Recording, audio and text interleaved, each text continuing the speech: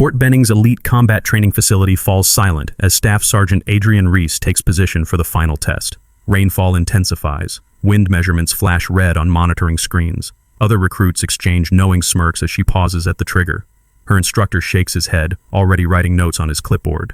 They think she's freezing under pressure. They couldn't be more wrong. Welcome to the Human Stories. From which city in the world are you watching this video today? If you enjoy stories of unrecognized excellence finally getting its due, subscribe to join our community. The observation deck at Fort Benning's Advanced Combat Training Facility bristled with activity as dawn broke over the Georgia pines. A thin mist hung across the sprawling complex, giving the combat simulation course below an otherworldly quality. 6 military officials in crisp uniforms stood in a row, binoculars raised and clipboards at the ready, their faces betraying nothing as they prepared to evaluate the final day of testing. Colonel James Mercer adjusted his headset and squinted at the digital scoreboard that hovered above the starting position. Current benchmark is still Wilson from yesterday, correct? Yes, sir, replied Major Harris, swiping through data on her tablet. 4 minutes and 12 seconds, 93% accuracy, best run we've seen in 3 years. Mercer nodded approvingly. James Wilson represented everything the program sought to cultivate. Aggressive, decisive, physically imposing. The kind of soldier who would lead others into combat without hesitation, the kind they needed more of. Next candidate? Mercer asked, checking his watch. Staff Sergeant Adrienne Ree, sir. Something flickered across Mercer's expression. Disappointment, perhaps, or resignation. He said nothing, but his shoulders tensed slightly as he raised his binoculars again. Below them stretched the infamous Impossible Run, the final test of the Special Forces qualification course that had been breaking candidates for decades. The sprawling simulation featured moving targets, environmental hazards, and split-second decision points designed to push human performance to its absolute limits. What had begun as a simple obstacle course in the 1970s had evolved into a high-tech gauntlet incorporating holographic enemies, sensor-embedded targets, and realistic battlefield conditions. At the staging area, Staff Sergeant Adrienne Ree stood apart from the 3 remaining candidates scheduled after her. While they stretched, joked nervously, and performed last-minute equipment checks, Ree sat quietly on a metal bench, reviewing a small, weathered notebook filled with calculations and diagrams. She was smaller than most candidates, 5'7", with a wiry build that betrayed none of the raw physical power the others displayed. "That the diversity hire?" whispered Captain Nichols to Major Harris, careful to keep his voice below Mercer's hearing. Harris's mouth tightened. "Staff Sergeant Ree has completed every qualification to reach this point, Captain." Of course, Nichols backpedaled.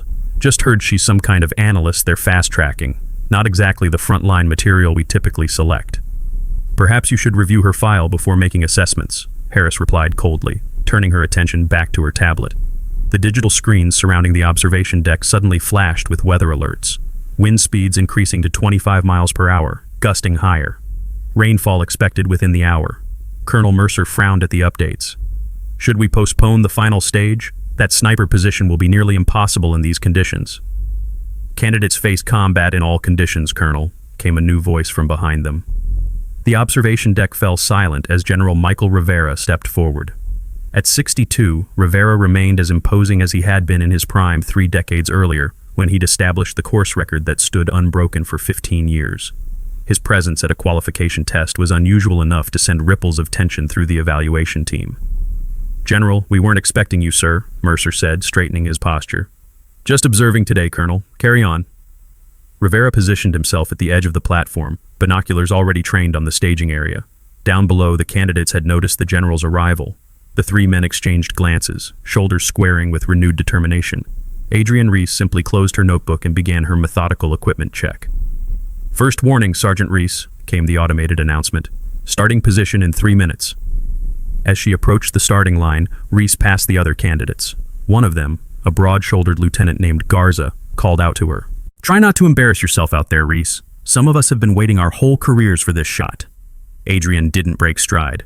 "Good luck to you too, Lieutenant." From the observation deck, Mercer watched the interaction with interest. "Background on Ree?" Major Harris pulled up the file. 32 years old. Bachelor's degrees in physics and applied mathematics before enlistment. Declined officer candidate school to serve in combat roles. 2 tours in classified operations. Marksmanship instructor at Quantico for 14 months. "Why is she here and not behind a desk somewhere?" Nichols asked. Before Harris could answer, General Rivera spoke without lowering his binoculars. "Because soldiers who can think might save more lives than those who can only shoot, Captain." The rebuke hung in the air as Adrienne took her position at the starting line. Unlike the candidates before her, who had bounced on their toes or performed last-minute stretches, she stood perfectly still, taking slow, measured breaths as she surveyed the course ahead. The automated countdown began. "Course commencing in 5, 4, 3, 2, 1. A horn blared, and Adrienne moved forward with deliberate precision.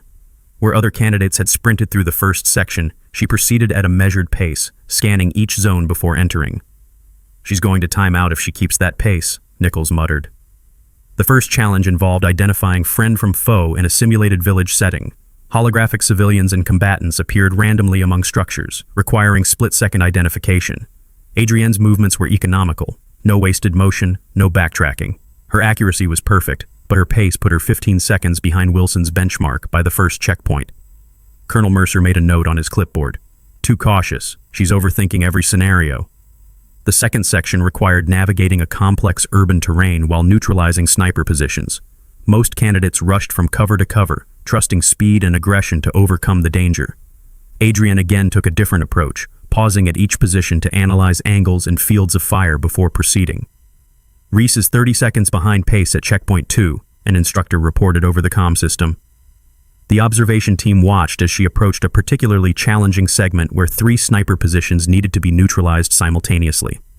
Previous candidates had used smoke grenades or suppressive fire. Adrienne instead made a series of rapid calculations in her notebook, then executed a complex firing solution that ricocheted bullets off specific surfaces to hit all 3 positions without exposing herself. "Impressive," Major Harris noted. "Unorthodox, but effective." "But slow," Mercer countered. "Combat isn't a physics exam. Sometimes you need to act, not calculate." As Adrienne progressed through the course, the weather began to deteriorate as predicted. Light rain started falling, and wind measurements showed increasing gusts across the exposed sections of the range. At checkpoint 4, the urban terrain segment, Adrienne's methodical approach revealed its advantages.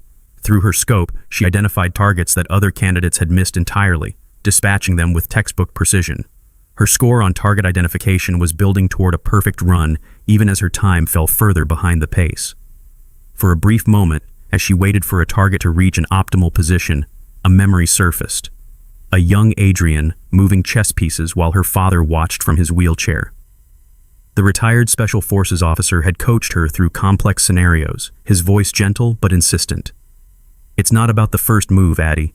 It's about seeing 5 moves ahead when others see only 1.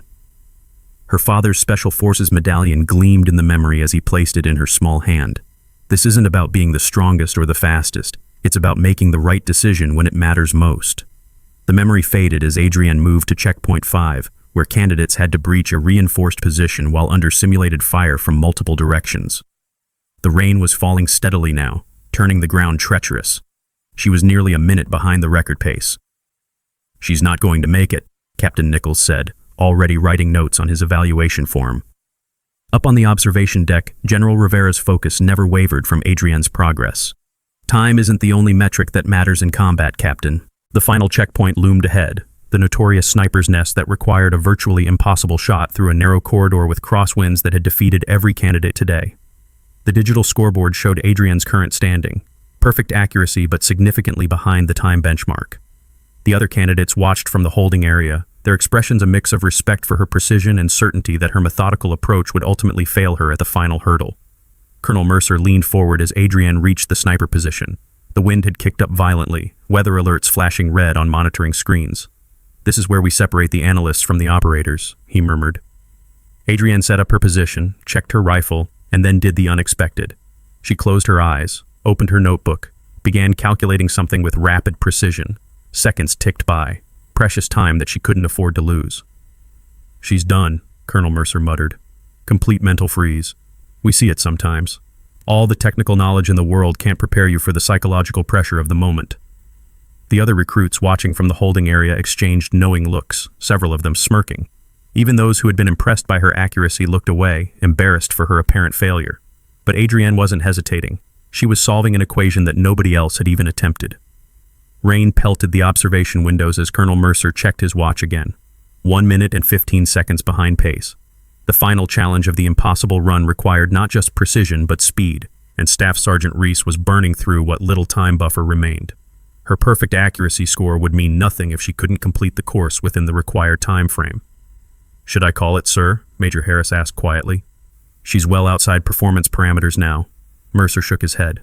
"Let her finish the attempt. Documentation for the file." Down in the sniper nest, Adrienne's eyes snapped open. Her calculations complete, she made a series of micro-adjustments to her rifle that confused even the veteran instructors monitoring her position. She shifted her body 2 inches to the left, adjusted her scope to what appeared to be incorrect settings, and repositioned her support elbow at an angle that contradicted standard sniper protocols. "What is she doing?" Captain Nichols whispered. "That setup violates every principle of long-distance marksmanship." Major Harris frowned, equally perplexed. "The target's at bearing 045. She's aiming at least 20 degrees off target." The wind howled across the course, gusting now above 30 miles per hour. Rain drove horizontally across the firing lane. On paper, the shot was already impossible under these conditions. With Adrienne's unorthodox position, it seemed she had simply broken under pressure. In the holding area, Lieutenant Garza chuckled. "Told you," he said to the others. "All that book learning falls apart when reality hits. Watch her choke completely." Adrienne appeared oblivious to the commentary and weather alike. Her breathing slowed, becoming so controlled that the biometric sensors showed her heart rate dropping to 52 beats per minute, a level of calm typically seen only in elite meditation practitioners. The observation deck had grown crowded as word spread that General Rivera was personally watching the qualifications. Junior officers and NCOs strained for position, all eyes now fixed on what they assumed would be a spectacular failure from the analytical candidate who'd been given special consideration. "I've seen enough," Mercer said, already beginning to write his evaluation. "Another analyst who overprocesses and underdelivers when the pressure's on. Schedule the next candidate for 1000 hours." General Rivera remained silent, his binoculars still trained on Adrienne's position. With the wind and rain battering her position, Adrienne took one final breath and squeezed the trigger. The shot cracked across the facility, its report almost lost in the howling wind. For a moment, it seemed nothing had happened. The target remained unmarked. The officers began turning away, their suspicions confirmed. Then Captain Nichols froze, staring at his monitor. "Sir, the bullet trajectory tracking system is showing something unusual." The advanced tracking system showed the bullet's path curving around a concrete barrier, ricocheting at a precise angle off a metal support beam, and continuing in a controlled path through 2 additional deflection points before striking something out of visual range. "System malfunction," Mercer said dismissively. "There's no way a 7.62mm round could maintain lethal velocity through multiple ricochets, especially not in these wind conditions." The scoring system suddenly flashed, transitioning from standby mode to evaluation. Numbers calculated across the screen, analyzing impact velocity, precision, and placement. The observation deck fell silent as the final score appeared. 100% accuracy, new course record. Every eye turned to the main target display. The central target, previously considered unreachable given the weather conditions, showed a perfect bullseye. The system registered the impact as having occurred exactly at the weakest structural point, an area only 6 millimeters wide that would have resulted in catastrophic failure of the entire target apparatus in a real-world scenario. Colonel Mercer stared at the readout, then at the trajectory map showing Adrienne's calculated path. "That's not possible," he said finally. "The system must have glitched." "Run diagnostics," Major Harris ordered, her voice tight with disbelief. A technician rapidly executed the commands. "System functioning within normal parameters, ma'am. All sensors calibrated and operational. The shot registered through all checkpoint verifications." The replay appeared on the main screen, showing the bullet's actual path through the course in slow motion. It had indeed ricocheted multiple times, each bounce occurring at a mathematically perfect angle that preserved momentum while redirecting the round toward its final destination. The shot had used the crosswind as an advantage rather than fighting against it, letting the air currents actually stabilize the round through part of its journey. "How did she calculate that?" one of the junior officers whispered. "That's beyond human capability without a ballistic computer." General Rivera lowered his binoculars, a rare smile ghosting across his weathered face. "Pull her complete file," he said quietly, "not the abbreviated version." As Adrienne secured her rifle and rose from the sniper position, the rainfall intensified. The other candidates stared at the replay screens showing the impossible shot path. Their expressions shifted from disbelief to reluctant respect. Lieutenant Garza's mouth hung slightly open, all traces of smugness erased. Major Harris's tablet pinged as the complete file arrived. Her eyes widened as she scrolled through information that hadn't been included in the qualification briefing. "Sir, there's significantly more here than what we were provided. She has additional degrees in advanced ballistics and aerodynamics, published research papers on flight path optimization in variable weather conditions, 3 patents pending for calculating systems specifically designed for mountainous combat zones." "Why wasn't this in her qualification packet?" Mercer demanded. "It was classified under Special Project Hummingbird," Harris replied, her voice dropping. "She wasn't just an instructor at Quantico, she was developing entirely new marksmanship protocols for extreme condition deployments." Mercer's expression hardened. "And no one thought to inform the qualification board that we were testing the developer rather than a standard candidate?" "That was my decision," General Rivera said, stepping forward. "I wanted to see if the protocols worked in the field without observer bias. If you'd known who she really was and what she was testing, would you have evaluated her objectively, Colonel?" Mercer had no answer for that.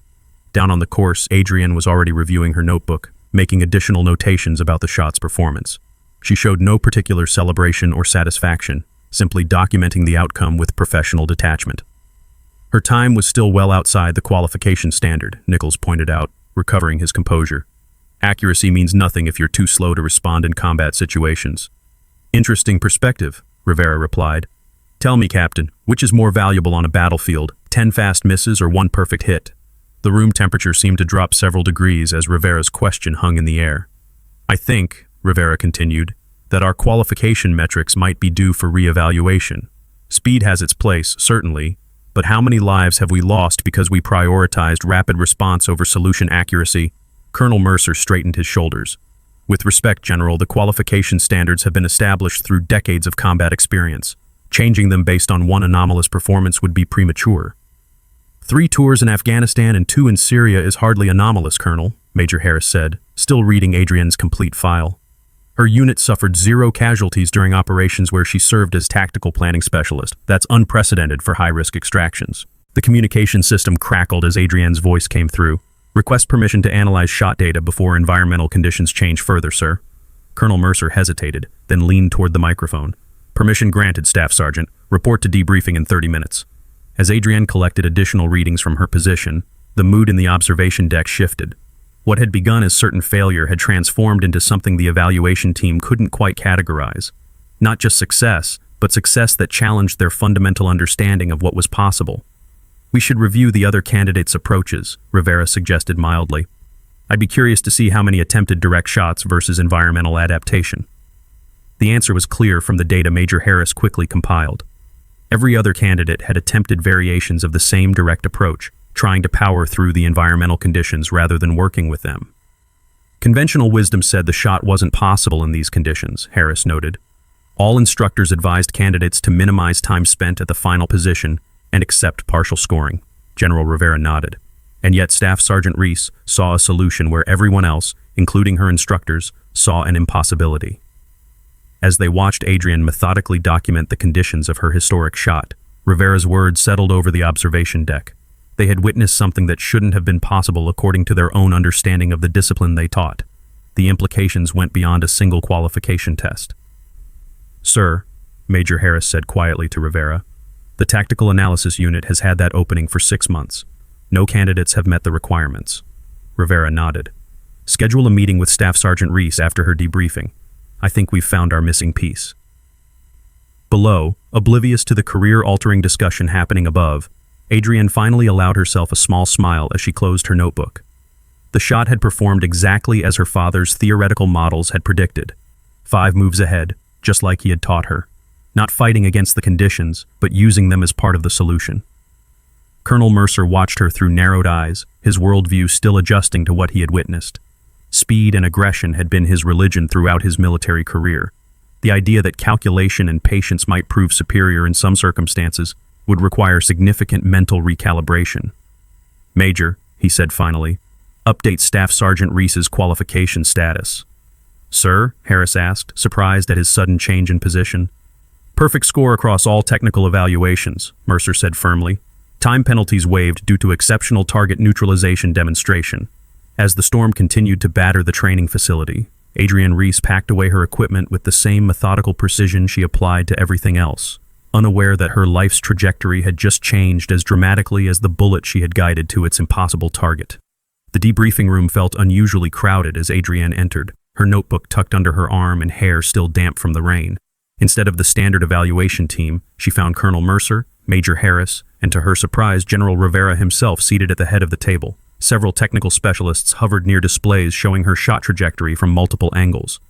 "Staff Sergeant Ree," Mercer began formally, "please be seated." Adrienne took the offered chair, her posture perfect but relaxed. If she was intimidated by the high-ranking audience, she showed no sign of it. "I understand congratulations are in order," she said, nodding toward the trajectory displays. "The system captured the data accurately then." General Rivera leaned forward slightly. "The system captured what many of us believe to be mathematically impossible, Sergeant. Perhaps you could enlighten us on how you accomplished a shot that our most experienced instructors considered beyond human capability in those conditions." Adrienne opened her notebook to a page dense with equations and diagrams. "With respect, sir, it wasn't impossible, just improbable without the correct approach." She slid the notebook toward them. "Traditional marksmanship treats environmental factors as obstacles to overcome. My father's research suggested they could instead be incorporated as active elements in the solution." "Your father," Rivera repeated. "That would be Colonel William Ree, I presume?" A flicker of surprise crossed Adrienne's face. "Yes, sir. You knew him?" "We served together before his injury. His theoretical work on ballistics was decades ahead of its time, but most considered it too abstract for practical application." Rivera tapped the notebook. "Clearly, they were wrong." Colonel Mercer cleared his throat. "Staff Sergeant, your shot today broke every protocol in our training manual. You deliberately aimed away from the target, used multiple ricochets when our guidelines explicitly prohibit them, and ignored time parameters completely." Adrienne met his gaze directly. "Yes, sir. Because the protocols are based on outdated ballistic models that don't account for complex environmental integration." The room fell silent at her direct challenge to established doctrine. One of the technical specialists suppressed a smile. Mercer's jaw tightened. "Those protocols have been developed through decades of combat experience and have saved countless lives." "And cost others," Adrienne replied calmly. "My father documented 23 failed operations where conventional approaches resulted in mission failure specifically because operators couldn't adapt to environmental conditions." Major Harris intervened before Mercer could respond. "Your time was significantly outside qualification parameters, Sergeant. How do you justify the extended calculation period in a combat scenario?" "In actual combat, Major, I would have run these calculations before entering the position," Adrienne explained. "The course design prevented advanced preparation, which artificially inflated the time requirement. In a real operation, my approach would have been faster than conventional methods because it would have succeeded on the first attempt, rather than requiring multiple failed attempts under conventional parameters." General Rivera nodded slowly. "She's right, James," he said to Colonel Mercer. "We've designed our qualification tests to reinforce our existing doctrine rather than to discover its limitations." A technical specialist raised her hand tentatively. "Sir, if I may, we've run computer simulations on conventional approaches to that final target under today's conditions. The success probability was below 8% regardless of shooter skill level. Sergeant Ree's method yielded a theoretical 93% success rate once properly calculated." Colonel Mercer absorbed this information with visible difficulty. His entire career had been built around the doctrines Adrienne had just systematically undermined with a single shot. "I've made a decision," General Rivera announced. "Staff Sergeant Ree, you've not only qualified today, you've demonstrated the need for a significant reevaluation of our approach to extreme condition marksmanship." He turned to Mercer. "Colonel, I want a new training module developed incorporating Sergeant Ree's methodologies. We've been teaching the same techniques for too long while our adversaries continue to evolve." Mercer nodded stiffly. "Yes, sir, though implementation will require significant verification and testing. Which is why I'm reassigning Staff Sergeant Ree effective immediately," Rivera continued. "The Tactical Analysis Unit has been attempting to solve this exact problem for 18 months without success." He turned back to Adrienne. "That is, if you're interested in developing your father's work further, Sergeant." For the first time since entering the room, Adrienne's professional composure cracked slightly. "My father's research was classified after his injury. I've only had access to what he could remember and reconstruct." "That changes today," Rivera said. "Full access to all his original work, plus the resources to advance it. Your shot today didn't just qualify you for Special Forces, Sergeant Ree. It proved we've been asking the wrong questions about operational effectiveness. As the meeting concluded, Adrienne gathered her notebook and prepared to leave. Colonel Mercer approached her, his earlier skepticism now tempered with reluctant respect. "Staff Sergeant Reese," he began formally, "I misinterpreted precision for hesitation today. That mistake is mine alone." Adrienne met his eyes. "Thank you, sir. Though in fairness, the distinction isn't always clear to observers." "It will be from now on," Mercer replied. "Your methods will be incorporated into our evaluation metrics going forward." Outside the debriefing room, the remaining candidates waited anxiously for news. Lieutenant Garza stepped forward as Adrienne emerged. "Is it true?" he asked, his earlier condescension replaced with genuine curiosity. "They're saying your shot used 4 ricochets and still maintained enough velocity to neutralize the target." 3 ricochets and an air current drift correction, Adrienne corrected. She hesitated, then added, "I could show you the calculations if you're interested. The principle applies to other scenarios as well." Garza blinked in surprise at the offer. "Yeah," he said after a moment. "Actually, I would. We've been losing effectiveness in mountain operations when wind conditions degrade. The key is working with environmental factors rather than fighting against them," Adrienne explained, opening her notebook. As the other candidates gathered around, the atmosphere of competition gave way to professional collaboration. General Rivera watched the impromptu lesson from the doorway, a satisfied expression on his face. "That," he said quietly to Major Harris, "is how you change a culture. Not by mandate, but by demonstration." "She'll face resistance," Harris noted. "Doctrine doesn't change easily in our world." "Which is precisely why we need people like Reese," Rivera replied. "People who see solutions where others see impossibilities." 3 months later, a new class of candidates filed into Fort Benning's Advanced Combat Training Facility for their qualification attempts. As they passed through the main hall, their attention was drawn to a glass display case that hadn't been there during their training cycle.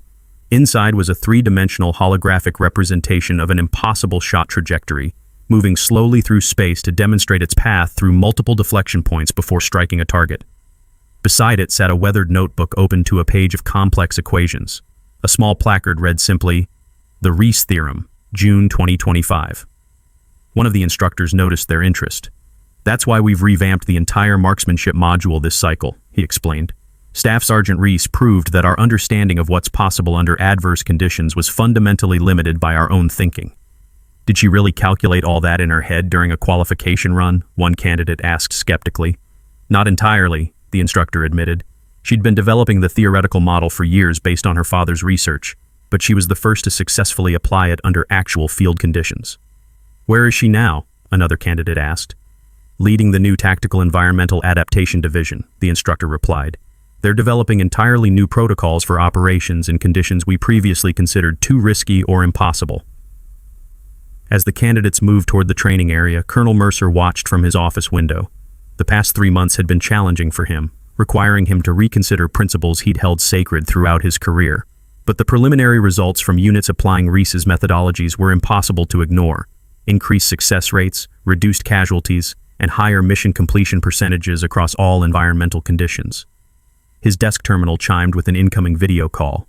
Adrienne Reese's face appeared on the screen, now wearing captain's bars on her uniform. "Colonel, we've completed the initial field tests on the mountain warfare applications," she reported. "Results are exceeding projected outcomes by 17%. "Excellent work, Captain," Mercer replied, still adjusting to her rapid promotion. "The new qualification protocols based on your work have been implemented as of today. I'm curious to see if any of these candidates think to use your approach on the final challenge." "That's actually why I'm calling, sir," Adrienne said. "I'd like permission to observe the qualifications. If anyone attempts environmental adaptation techniques, I want to evaluate their approach directly." Mercer nodded.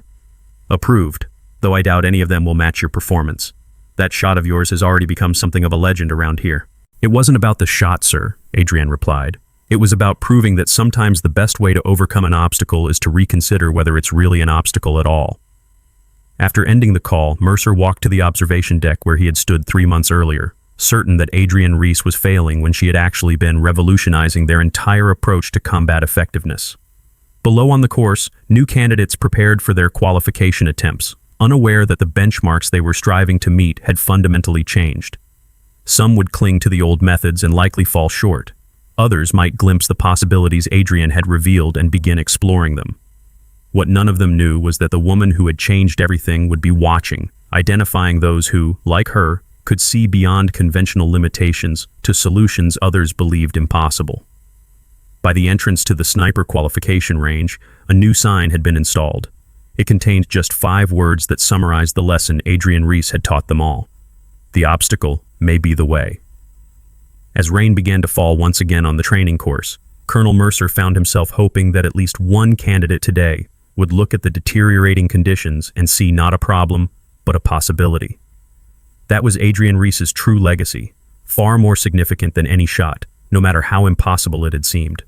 This story was brought to you by The Human Stories. Have you ever known someone who never asked for recognition but deserved more than anyone else? Someone whose quiet excellence spoke louder than any boast? Share their story in the comments below, because some talents change the world without seeking the spotlight.